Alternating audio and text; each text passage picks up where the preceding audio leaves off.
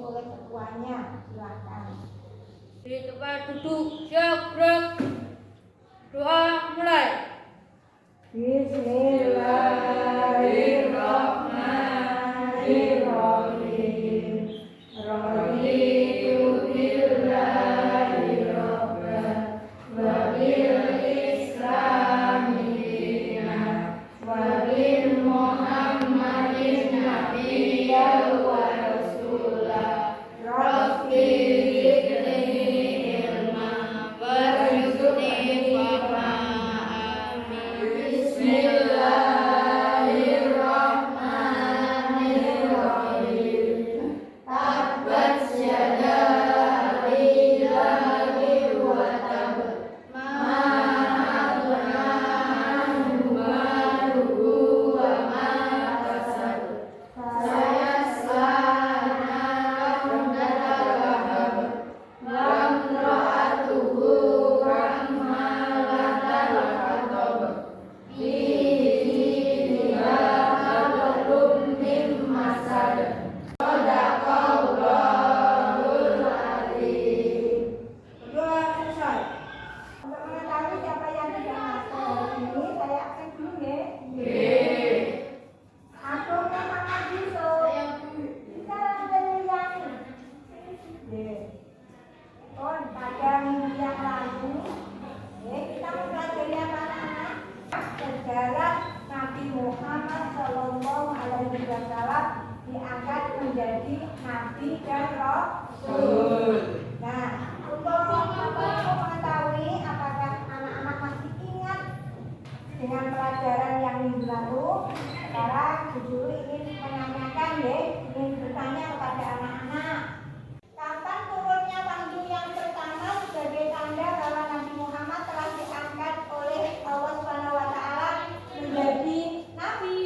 17 Ramadan tahun ke-40 dari kelahirannya Nabi Muhammad SAW. Betul. Jadi pada tanggal 17 Ramadan tahun ke-40 dari kelahirannya. Berarti ketika Nabi Muhammad diangkat menjadi nabi, Nabi Muhammad umur berapa anak-anak? 40 tahun. Terus kemudian Nabi Muhammad diangkat menjadi Rasul ditandai dengan wahyu yang kedua. Wahyu yang kedua turun yang diberikan oleh Allah kepada Nabi Muhammad. Surat apa anak-anak? Betul, berarti anak-anak pintar semua. Kemudian pada hari ini nanti kita akan mempelajari tentang strategi dakwah Nabi Muhammad Shallallahu Alaihi Wasallam di Mekah. Adapun tujuannya kita mempelajari strategi dakwah Nabi Muhammad Shallallahu Alaihi Wasallam adalah satu, agar kalian dapat menguraikan kembali tentang strategi dakwah Nabi Muhammad Shallallahu Alaihi Wasallam di Mekah. Kemudian yang kedua, kalian bisa membuat bagian tentang strategi dakwah Nabi Muhammad Shallallahu Alaihi Wasallam di Mekah. Kemudian yang ketiga, nanti kalian bisa mempresentasikan di depan kelas bersama kelompok kalian bagian tentang strategi dakwah Nabi Muhammad Shallallahu Alaihi Wasallam di Mekah. Kenapa kita mempelajari strategi dakwah Nabi Muhammad Shallallahu Alaihi Wasallam? Anak-anak bisa mengetahui perjuangan dakwah Rasulullah Shallallahu Alaihi Wasallam di Mekah.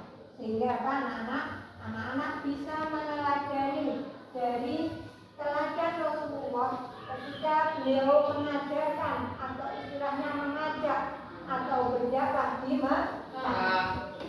Seperti apa anak-anak? Seperti yang dicontohkan oleh Rasulullah, seperti kalau mengajak orang untuk berbuat kebaikan, Rasulullah tidak pernah memaksakan kehendaknya. Seperti kita juga, kalau kita ingin mengajak teman atau saudara kita untuk berbuat baik, maka kita tidak boleh memaksakan kehendak kita, tetapi harus dengan teladan kita, harus dengan memperlihatkan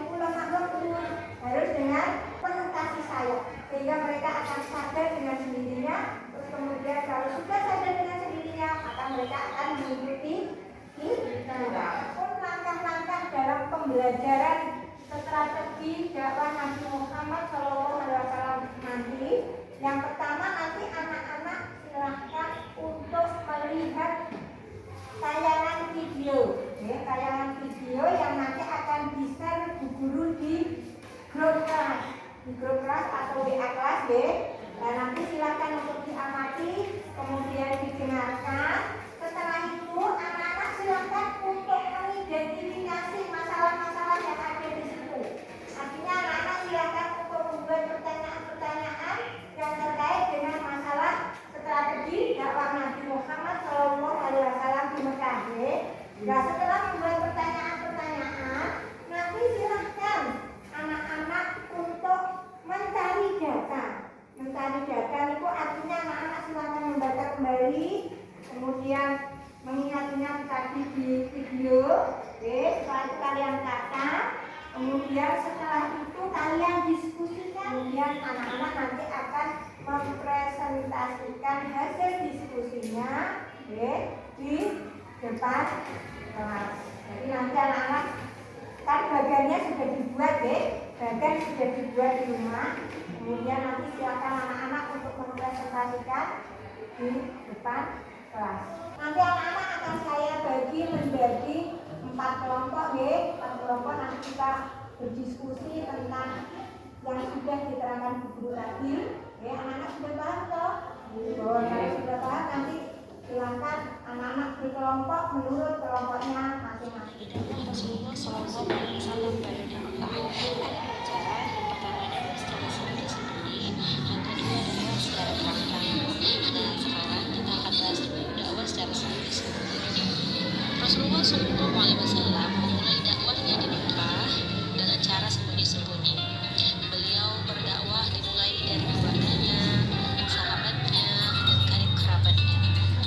Dakwah sembunyi-sembunyi ini berlangsung selama 3 sampai dengan 4 tahun. Kenapa dengan sembunyi-sembunyi? Karena Rasul perlu mempersiapkan diri. Rasul harus mengumpulkan kekuatan dan mencari mereka setia. Dalam 3 sampai 4 tahun ini tidak banyak orang yang masuk Islam. Hanya tercatat sekitar 40 orang saja. Nah, 40 orang ini disebut dengan as-sabiqun al-awwalun. As-sabiqun al-awwalun berarti orang-orang yang pertama kali masuk Islam.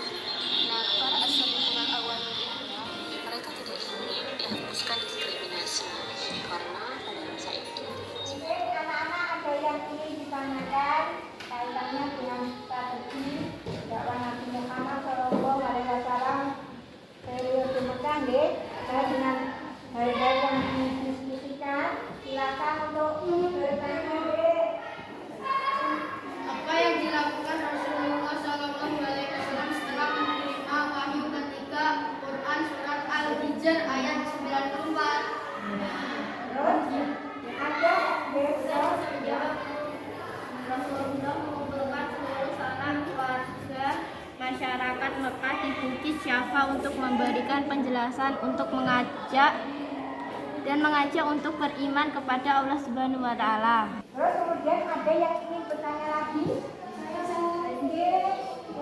Apa yang dimaksud Ini ada pertanyaan dari temanmu. Apa yang dimaksud dengan as-sabiqunal awwalun? Apa? Coba siapa yang bisa dijawab? Orang-orang yang pertama masuk agama Islam. As-sabiqunal awwalun adalah orang-orang yang pertama-tama masuk Islam. Terus ada lagi yang ingin ditanya? Quraisy selalu menentang dakwah Rasulullah SAW. Salah satunya adalah paman beliau yang celaannya diabadikan di dalam Al-Quran surat Al-Ahqaf. Siapa nama paman Nabi Muhammad tersebut?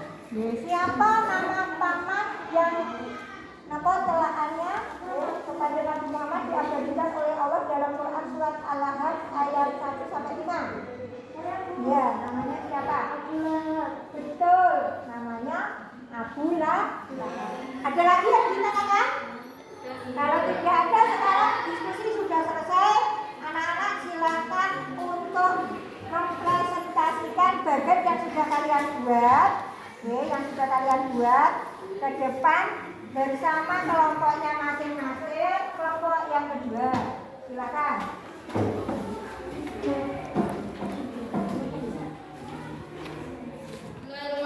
Assalamualaikum warahmatullahi wabarakatuh.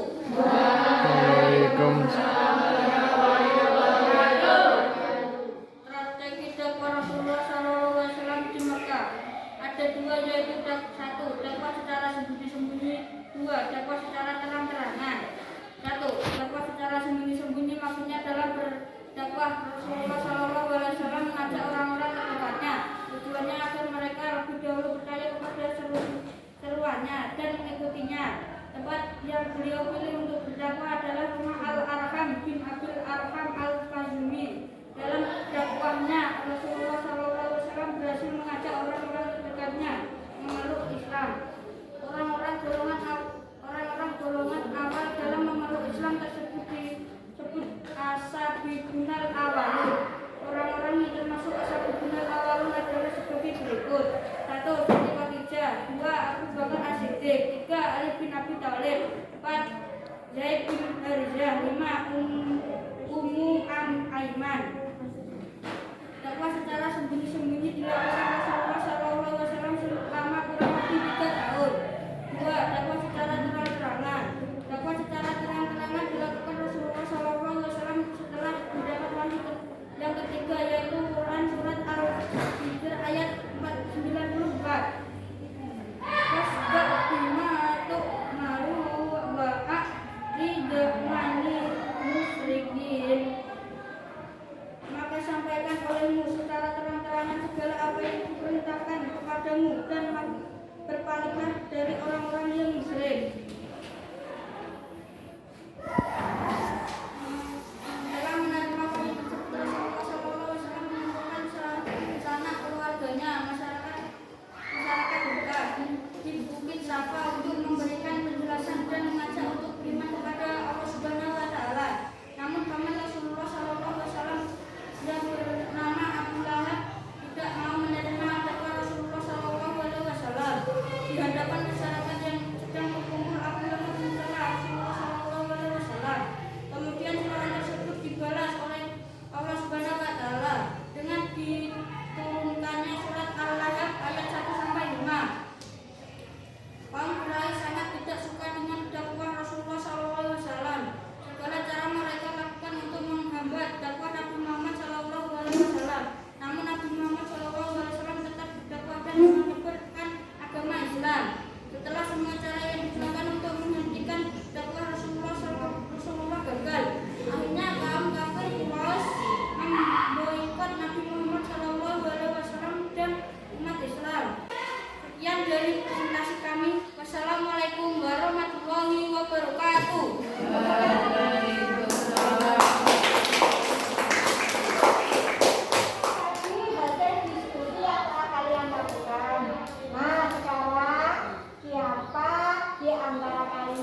Yang bisa atau berani menyimpulkan apa yang hari ini kita pelajari, yaitu tentang strategi dakwah Nabi Muhammad SAW di Mekah. Saya Bu. Ya. Ada dua cara dakwah Rasulullah SAW di Mekah. Yang pertama, dakwah secara sembunyi-sembunyi. Yang kedua, dakwah secara terang-terangan. Betul. Jadi dakwah Nabi Muhammad SAW dilakukan dengan cara sembunyi-sembunyi, dan yang kedua